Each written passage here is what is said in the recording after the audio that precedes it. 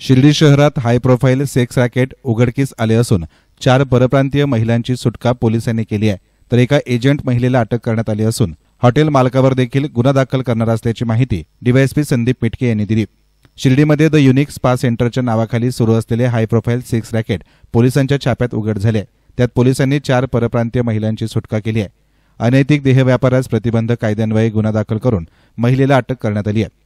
शिर्डी शहरातील पिंपळवाडी रस्त्यावरील hotel Shirdi Sai in येथे गुरुवारी पोलिसांनी हा छापा टाकला।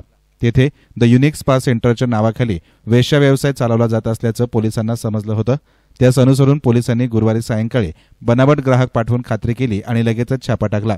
त्यात 4 परप्रांतीय महिलांची सुटका झाली, तर एका महिला एजंटला अटक करण्यात आली असून शिर्डी पोलीस ठाण्याच्या महिला पोलीस कर्मचारी सुनंदा भारमल यांच्या फिर्यादीवरून गुन्हा दाखल करण्यात आलाय।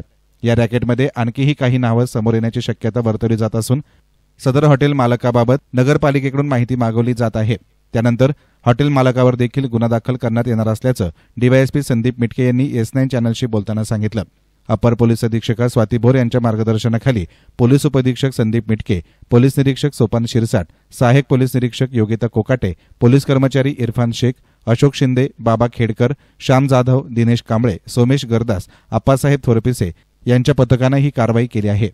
S9 मीडियासाठी कॅमेरा पर्सन साई सुराळे, शिर्डी।